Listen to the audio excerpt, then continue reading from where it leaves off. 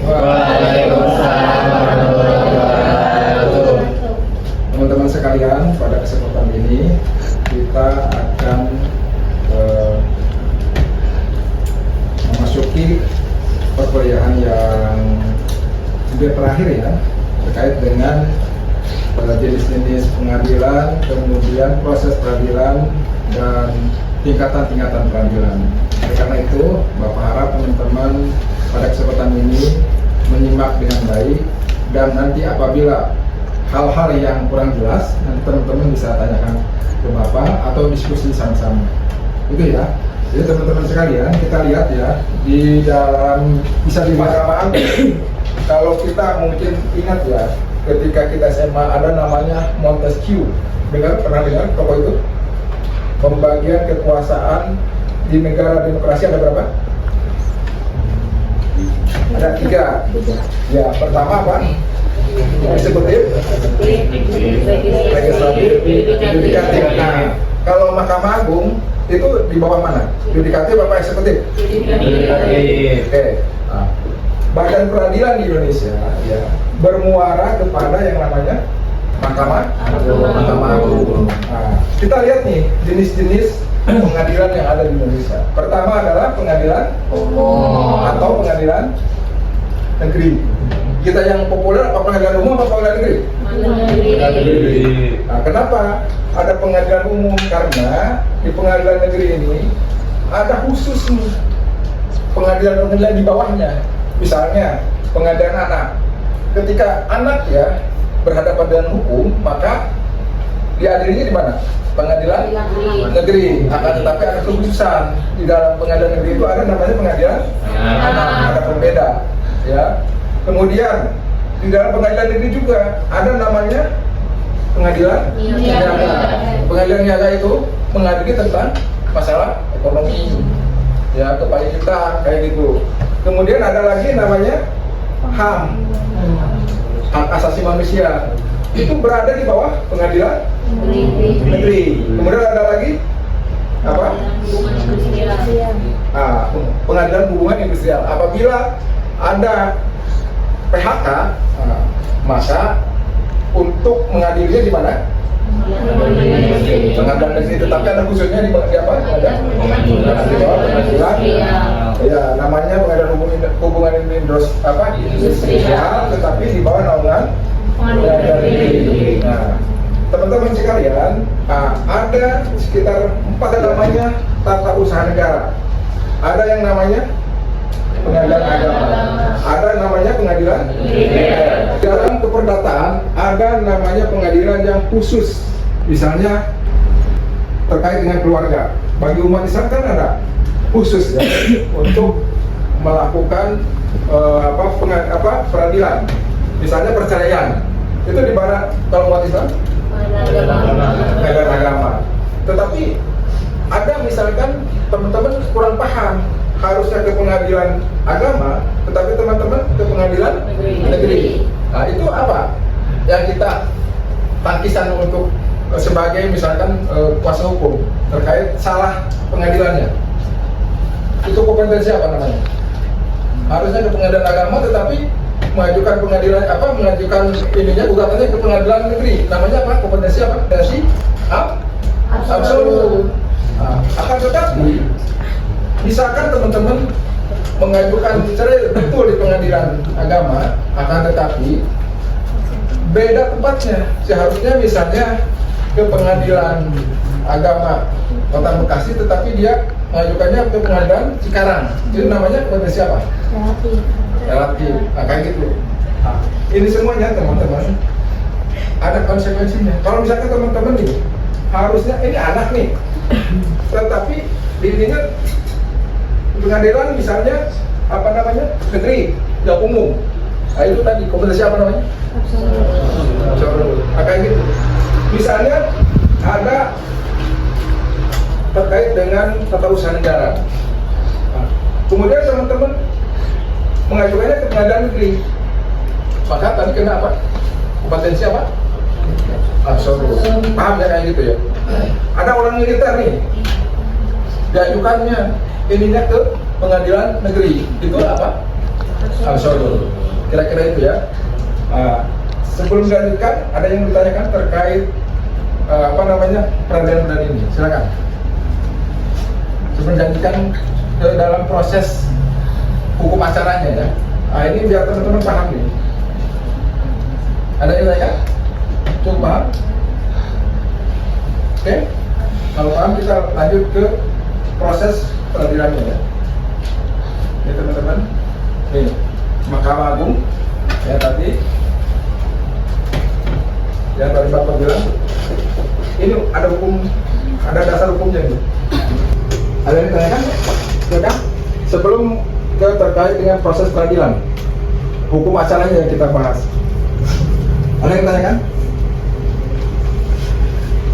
Teman-teman, ya. Nah, ini adalah kita lihat, bisa dilihat. Nah, ini adalah proses dari pengadilan, ya. Ini namanya hukum acara nih semuanya. Dari mulai apa? Pertama dari gugatan. Kalau sebelum gugat apa? Kalau kita mau beracara di pengadilan, surat. Kalau mewakili surat kuasa. Kalau sendiri kita harus namanya apa? Mendaftar. Kemana mendaftarnya? Ke paniteraan pengadilan, baik negeri ataupun pengadilan agama. Nah, ini teman-teman, ketika kita mengajukan gugatan ke pengadilan negeri atau pengadilan agama, kemudian nanti kita setelah mendaftar pasti dapat kita nomor perkara namanya. Ketika beracara di pengadilan agama atau negeri, gratis apa bayar? Bayar. Nama bayarnya apa tuh? Sekum atau uang panjar. Itu berbeda-beda. Ya. Nah, ketika kita teman daftar, otomatis kita ke pengadilan itu enggak gratis, kita bayar tuh sesuai dengan peraturan yang berlaku. Misalnya pengadilan agama misalnya 400 sekian atau pengadilan negeri 500 sekian, ada tuh diatur oleh hukum acara, oleh undang-undang terkait apa namanya biaya. Nih penggugat dan tergugatnya tidak pernah hadir sama sekali sampai diputus, namanya apa? Perstek. Nah, kemudian seluruh rangkaian persidangan diikuti. Nah, coba lihat, ada putusan pengadilan. Nih, yang Bapak uraikan tadi. Coba lihat, kehadiran nih. Gugur itu siapa yang tidak hadir? Penggugat. Kalau perstek? Tergugat. Kalau ini? Dua-duanya hadir. Dua-duanya hadir. Coba dilihat nih dari sifatnya. Pernyataan, pengaturan, penghukuman. Tadi kalau lagi sisa penjatuhannya ada apa tadi? Putusan selah, putusan akhir. Nah, kita lihat putusan akhir. Nih putusan akhir. Putusan akhir ada namanya putusannya menolak atau ditolak. Apa artinya? Ya, tolong dibaca. Seorang penggugat dianggap tidak berhasil membuktikan dalil gugatannya sehingga akibat hukum yang harus ditanggungnya atas kegagalan membuktikan dalil gugatannya adalah gugatannya mesti ditolak seluruhnya. Oke, kalau diterima, tidak diterima dulu, tidak dapat diterima atau NO, apa nih?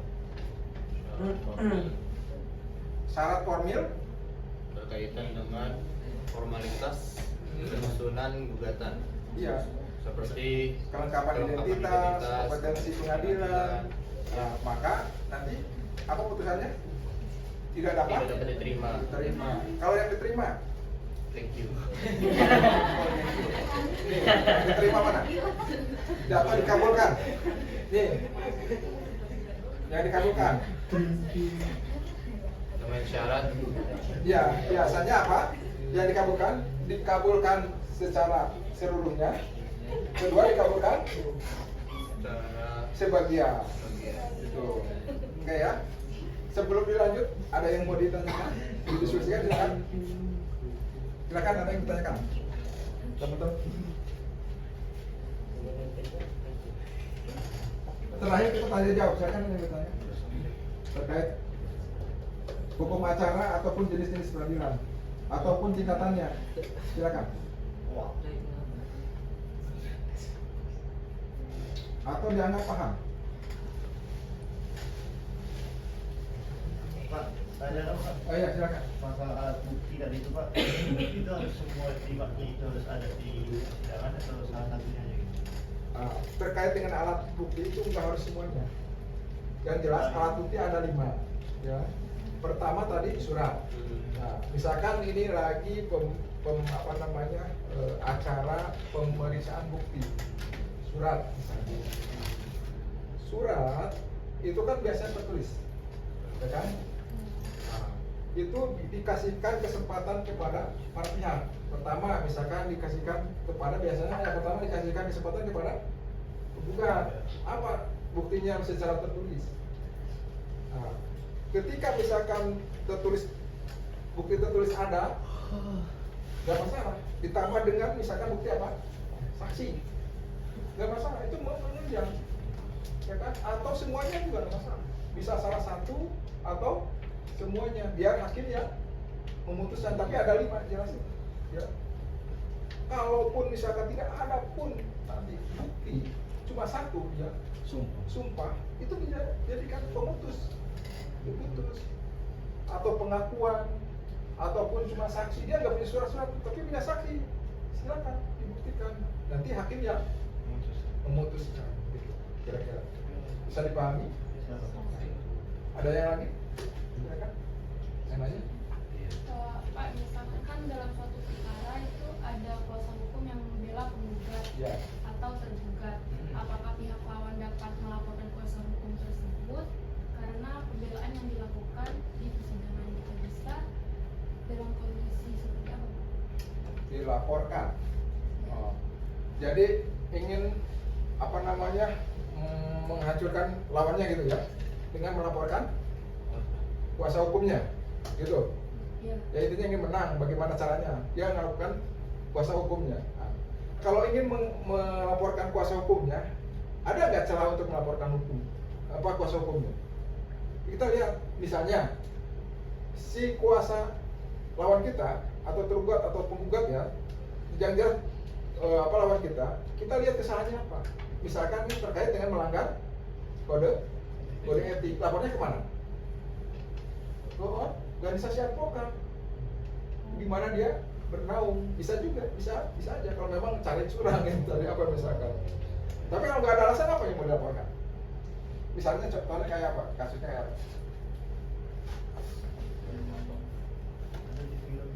Ya contohnya kayak apa? Coba itu gimana? Kita biar diskusi. Ini si kuasa hukumnya ternyata dia sama kuasa hukum lawannya itu disetir Pak. Kuasa hukum lawannya disetir sama dia. Maksudnya sama dia itu sama siapa? Sama kuasa hukum Ya, dulunya. sama hukum. Oh iya. Ya, ini berlawanan. Oh. Tapi yang ini nih punya kekuatan nih. Yang ini akhirnya dideketin kuasa hukumnya itu. Iya. Jadi diduga patut diduga ada kong kali kong lah Iya, antara kuasa hukum ada dengan kuasa kuasa hukum. hukum. Ya boleh. Itu tadi lapornya terkait dengan kode etik kepada organisasi advokat. Kemudian organisasi advokat. Kemudian boleh nggak kita melaporkan hakim nih? Menurut kita hakimnya berat sebelah, nggak adil, boleh nggak? Boleh. Kemana melapornya? Kemana melaporkan hakim kemana? Kalau nanti di akhirat kemana? Komisi Yudisial namanya. Kalau advokatnya ke organisasi advokat, kalau hakimnya ke komisi Yudisial. Gitu. Kira-kira gitu. Ada yang bertanya? Bagus pertanyaannya dari ya. Siapa namanya tadi? Ya bagus pertanyaan. Silakan yang lain.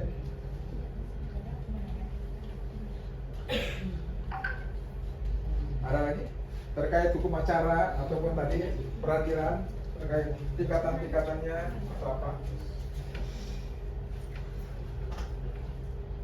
Nih teman-teman, kalau misalkan nih udah diputus, teman-teman nggak menerima nih putusannya, maka kita mengadakan upaya hukum. Upaya hukum namanya apa?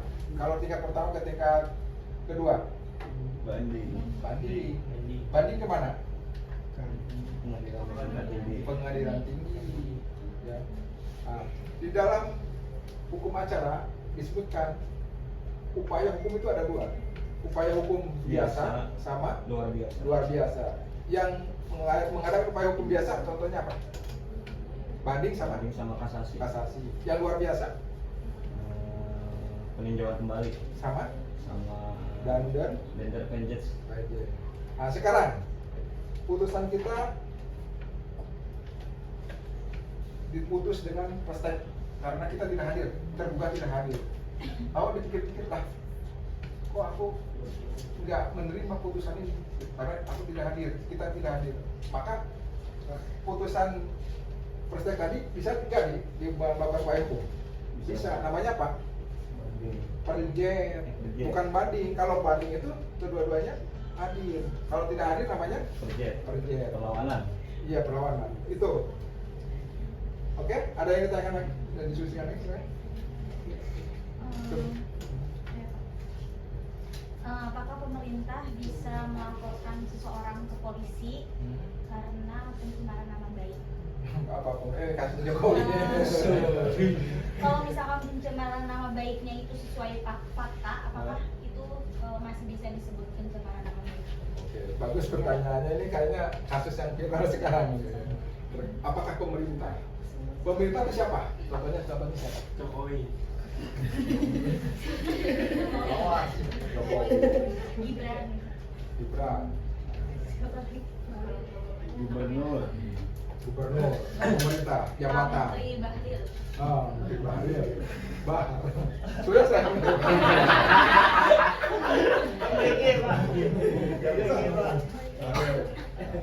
Apakah pemerintah tadi berwenang atau boleh melaporkan ke polisi atas kasus pencemaran nama warga baik? negara Ya. kepada polisi? Nah, ini teman-teman, seseorang itu ada dua ya. Pertama seorang, kedua atas jabatannya.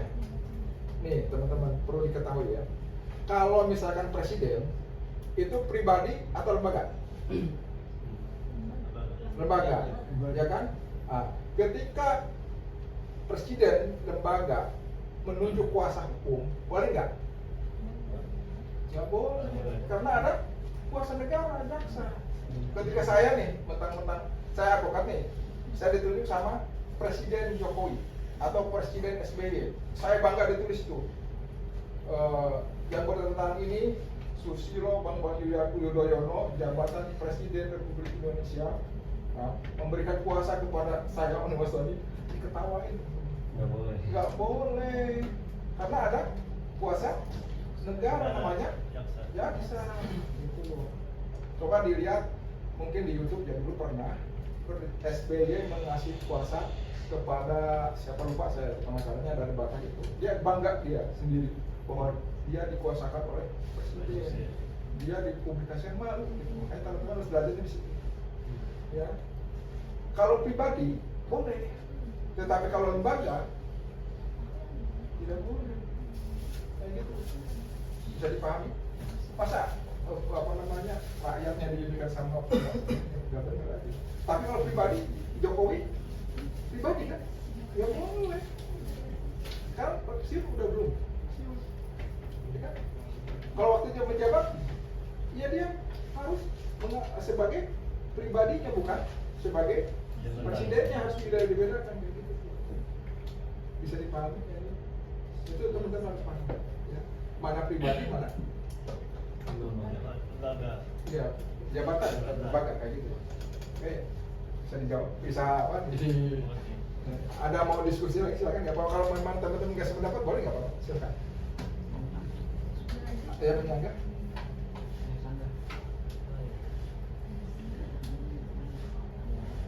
Din, yang ditanyakan?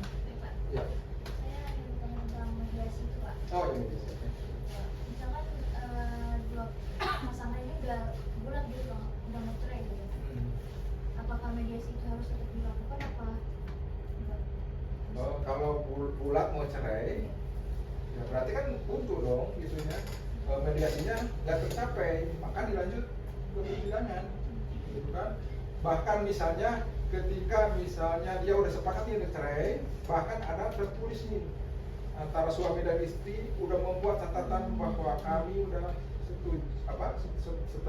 sudah sepakat untuk cerai. Tetapi karena menurut hukum acaranya harus dimediasi, ya tetap dimediasi, akan tetapi hasilnya tidak tercapai, maka persidangan dilanjutkan sampai akhir. Gitu. Berarti harus tetap ada mediasi dulu ya? Harus ada karena itu hukum acaranya kan tadi Bapak lihat di ditayangkan di situ kan ada begitu. Karena memang Permen nomor 1 tahun 16 itu udah mewajibkan semua hakim untuk mediasi. Siapa tahu dalam mediasi itu ada sebuah kesepakatan, maka hakim kan nggak perlu membuat putusan, tetapi membuat kalau sepakat damai apa namanya istilahnya? Akte perdamaian selesai gitu. Itu dia. Ada lagi?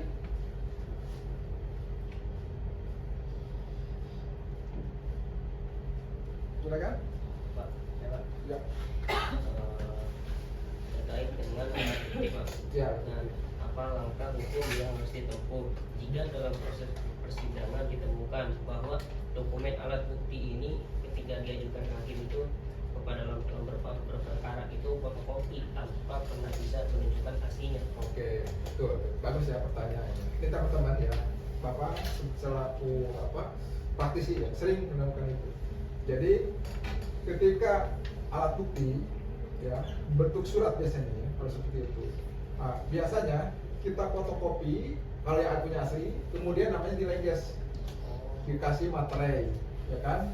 Nah, nanti ketika pembuktian masing-masing pihak menyerahkan kepada majelis hakim, dilihatkan fotokopinya, dilihatkan aslinya. Akan tetapi kita salah satu pihak itu cuma ada fotokopinya, tetapi tetap harus dileges. Nah, biar hakim yang akan menilai. Biasanya ada nilainya, tetapi tidak seperti ada aslinya. Misalnya kalau aslinya itu nilainya 2, ya pasti kan separuhnya, gitu kayak gitu. Tapi tetap dileges namanya. Dan hakim itu yang berwenang untuk menilai apakah ini patut dijadikan bukti ini sah atau tidak. Itu hakim yang menentukan. Gitu.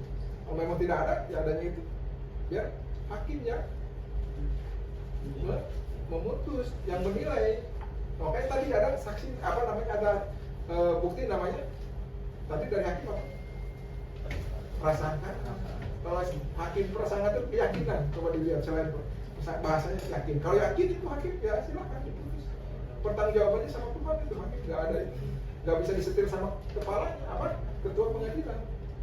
Beda dengan jaksa. Kalau jaksa ini kata kejadiannya tuntut ya lu kenakan pasal sekian atau polisi kayak gitu. Tapi kalau hakim harus independen, tidak boleh diintervensi. Kalaupun ada kesalahan, siapa yang salah? Dia sendiri. Siapa yang bertanggung jawab? Dia sama Tuhan yang kayak gitu. Itu bedanya gitu. Oke ya. Ada lagi?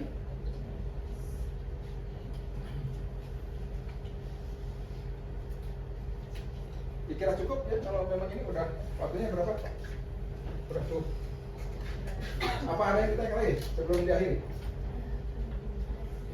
Sudah. Oke, terima kasih ya teman-teman atas segala perhatiannya dan atensinya. Ya, mudah-mudahan apa yang Bapak sampaikan bermanfaat buat kalian semua. Bapak akhiri dengan wassalamualaikum warahmatullahi wabarakatuh. Waalaikumsalam warahmatullahi wabarakatuh.